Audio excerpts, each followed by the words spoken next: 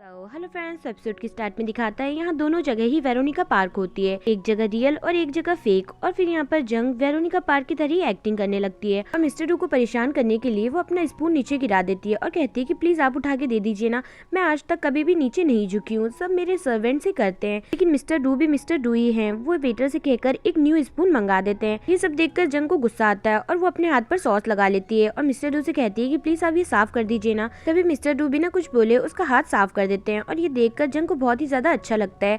तभी वो खाना खाने लगती है और जैसे ही वो खाने को टेस्ट करती है वो कहने लगती है कि क्या इसके अंदर पीनट बटर है। ये कहते वो मिस्टर डू के पास आती है और उनके मुंह से वो खाना निकाल देती है और कहने लगती है कि आप ठीक तो है ना, आपको कोई एलर्जी तो नहीं हुई ना। तभी मिस्टर डू कहने लगते हैं कि तुम ठीक तो हो ना, देखो तुमने मेरा मुंह का खाना अपने हाथ में ले लिया है। ये देखते ही जंग को बहुत ज्यादा गुस्सा आता है और वो आके बाथरूम में हाथ धोती है और कहने लगती है कि मैं वेरोनिका पार्क हूँ, मैं ऐसे कैसे कर सकती हूँ। फिर कहने लगती है कि अब मुझे ये ड्रामे को यहीं पर खत्म करना होगा। फिर बाहर आती है तो मिस्टर डू कहने लगते हैं कि तुम्हें कैसे पता कि मुझे पीनट से एलर्जी है। तो जंग कहती है कि मैंने आपकी सेक्रेटरी को कॉल किया था और उसी ने मुझे इस सब बारे में बताया था। तो मिस्टर डू कहते हैं कि अच्छा, सेक्रेटरी जंग ने तुम्हें बताया था, ठीक है। फिर कहने लगते हैं कि चलो मैं तुम्हें तुम्हारी कार तक छोड़ के आ जाता हूँ। ये सुनकर जंग कहने लगती है कि नहीं, उसकी जरूरत नहीं है क्योंकि मैंने थोड़ी ज्यादा ड्रिंक कर ली है, इसलिए मैं कार ड्राइव नहीं कर पाऊंगी। तभी मिस्टर डू कहते हैं कि क्या तुम्हारे पास कोई ड्राइवर नहीं है। तो जंग कहने लगती है नहीं, उसको तो मैंने वेकेशन पर भेज दिया है। मिस्टर डू कहते हैं कि फिर आप कैसे जाओगे, क्या मैं छोड़ दूं। तो जंग कहती है नहीं, उसकी जरूरत नहीं है, मैंने आज बहुत ज्यादा खाना खा लिया है, इसलिए मैं चल के जाऊंगी। तभी मिस्टर डू कहते हैं कि हाँ, मैंने भी खा लिया है, मैं भी आपके साथ ही चलता हूँ। ये सुनकर जंग बहुत ही ज्यादा परेशान हो जाती है क्योंकि मिस्टर डू उसका पीछा नहीं छोड़ते। नेक्स्ट सीन में दिखाता है वेरोनिका पार्क के दाइजू के साथ बैठी होती है और उसकी फैमिली डिटेल्स जान रही होती है। तो उसे पता चलता है कि उसकी फैमिली बहुत ही ज्यादा पुअर थी।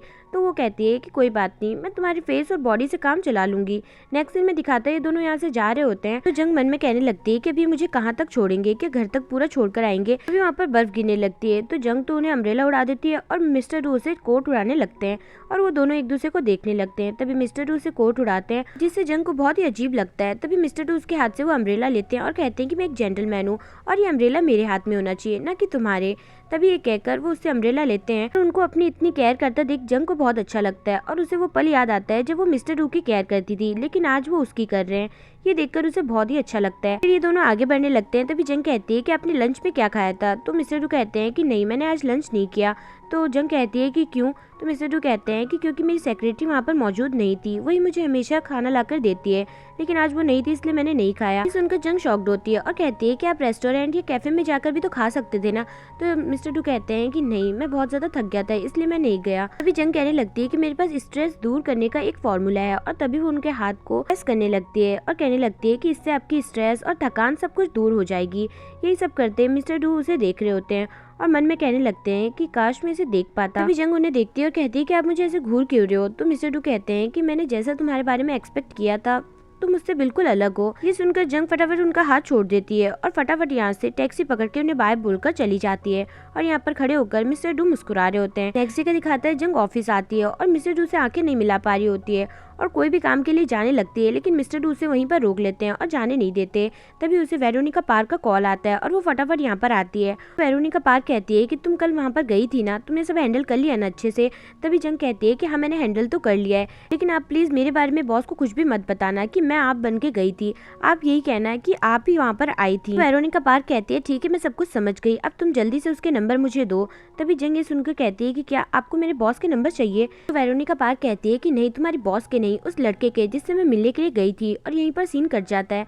वही दूसरी तरफ हमें दाइजू का दिखाता है जो कि मिस ली के साथ बैठे होते हैं, जो कि उनकी सेक्रेटरी होती है, लेकिन यहाँ पर हमें पता चलता है कि वो उनकी बचपन की दोस्त भी है और दोनों ही यहाँ पर अपने बचपन की बातें कर रहे होते हैं। और मिस ली कहती है कि दाइजू तुम कभी भी अपने आप को अकेले मत समझना, मैं हमेशा तुम्हारे साथ हूँ। ये देखकर हमें पता चलता है कि मिस ली दाइजू को पसंद करती है, लेकिन दाइजू को इस बारे में कुछ भी पता नहीं होता है। नेक्स्ट सीन दिखाता है मिस्टर डू कोई फाइल देख रहे होते हैं जो कि यूएसबी में होती है। तभी वहाँ पे दाइजू भी आता है तो मिस्टर डू बताते हैं कि ये देखो, ये यूएसबी मुझे मिल गई, इतने टाइम से मैं ढूंढ रहा था।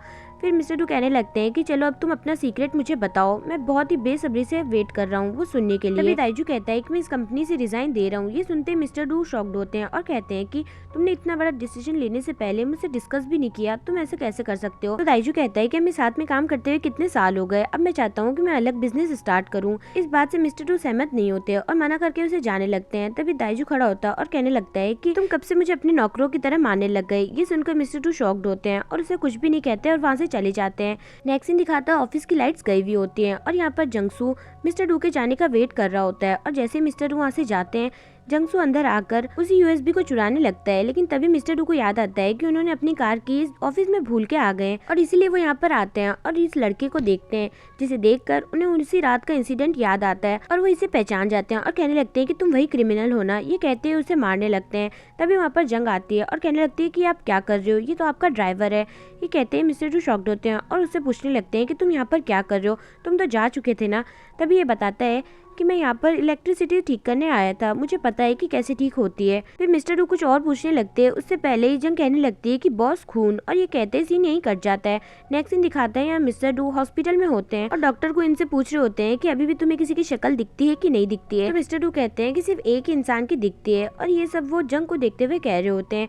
नेक्स्ट सीन में दिखाता है यहाँ जंगसू किसी को कॉल करता है और कहता है कि मुझे वो चीज मिल गई है बॉस। वहीं दूसरी तरफ जंग मिस्टर डू से कहती है कि मुझे बहुत इंपॉर्टेंट काम है इसलिए मुझे जाना होगा, आप अपना ख्याल रखना। तो मिस्टर डू कहते हैं ठीक है। तभी जंग एयरपोर्ट आती है अपनी बहन नाम ही को छोड़ने के लिए, क्योंकि वो अब्रॉड जा रही होती है स्टडीज के लिए। तो वो दोनों उसे अलविदा कर देते हैं। नेक्स्ट सीन में दिखाता है सिस्टर मिस्टर डू से कहती है कि आपका कोई गार्जियन यहाँ पर क्यों नहीं है, वो लोग कब आएंगे। तभी मिस्टर डू कहते हैं कि क्या गार्जियन, और तभी उन्हें याद आता है कि उनके पास गार्जियन कहने के लिए सिर्फ दो ही तो शख्स थे, एक उनकी स्टेप मदर जिन्होंने अभी तक उनको एक्सेप्ट नहीं किया है और दूसरी तरफ दाइजू जिन्होंने उसे ऐसा जवाब दिया। ये सब सोचकर वो बहुत ही ज्यादा अपसेट होते हैं और यहाँ पर आकर खड़े हो जाते हैं। तभी वहाँ पर बारिश होने लगती है, जिसे देखकर उन्हें वेरोनिका पार्क मतलब जंग की याद आती है और वो उसी मोमेंट्स को याद कर रहे होते हैं और बहुत खुश होते हैं।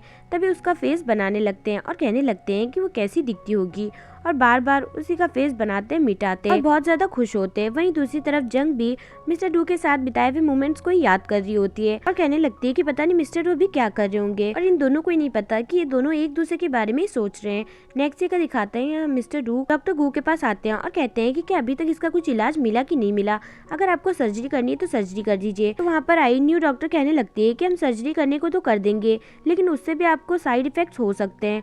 यही सब मिस्टर डू यहाँ पर सोच रहे होते हैं और अपने आप को आईने में देखते हैं, उन्हें खुद की भी शक्ल नहीं दिख रही होती है। ये सब देखकर वो बहुत ही ज्यादा अपसेट होते हैं। फिर ऑफिस आते हैं और उसी अम्ब्रेला को खोलकर बैठ जाते हैं और उसी मोमेंट्स को याद करने लगते हैं और खुश हो रहे होते हैं। तभी वहाँ पर जंग आती है तो मिस्टर डू से कहते हैं कि जल्दी से वेरोनिका पार्क के फोन नंबर मुझे दो। तभी जंग अलग अलग बहाने बनाने लगती है और कहने लगती है कि वेरोनिका पार्क के पास तो 10-10 फोन है और वो बहुत ही ज्यादा बिजी रहती है तो आपका कॉल अटेंड नहीं कर पाएंगी। लेकिन मिस्टर डू भी पीछे नहीं हटते और कहने लगते हैं कि मुझे उसका नंबर चाहिए तो चाहिए। तभी जंग अपना ही दिमाग लगाती है और वेरोनिका पार्क की जगह खुद का नंबर दे देती है। फिर थोड़ी देर बाद मिस्टर डू जब उन नंबर पर कॉल करते हैं तो उनका कॉल आता देख जंग बहुत ज्यादा डर जाती है और कहने लगती है कि मैं तो बिल्कुल भी नहीं उठाने वाली, एक बार करके चुपचाप बैठ जाएंगे।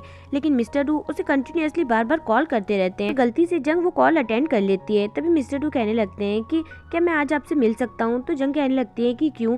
तो मिस्टर डू कहते हैं कि वो आपका अम्ब्रेला मेरे पास रह गया।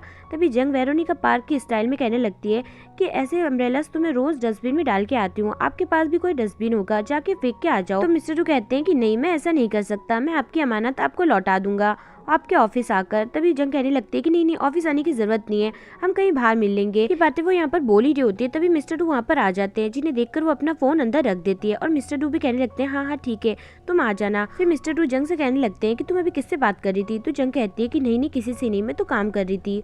और फिर नेक्स्ट सीन दिखाते हैं यहाँ पर जंग मिस्टर डू से मिलने के लिए तैयार हो रही होती है। वहीं दूसरी तरफ यहाँ पर इंस्पेक्टर मिस ली को बुलाते हैं और उससे इन्वेस्टिगेशन करने लगते हैं कि दाइजू ने जो कुछ भी बताया कि उस रात तुमने उसे कॉल किया और वो तुम्हारे पास आया, क्या ये सच है। और सीन यहीं कट जाता है। नेक्स्ट सीन दिखाता है जंग यहाँ पर आती है और कहने लगती है कि मैं अपना अम्ब्रेला लेकर फटाफट यहाँ से चली जाऊंगी। तभी वहाँ पर मिस्टर डू भी आते हैं। तो जंग कहने लगती है कि अम्ब्रेला कहाँ पर है। तो मिस्टर डू कहते हैं कि नहीं, मैं अम्ब्रेला देने के लिए यहाँ पर नहीं आया हूँ।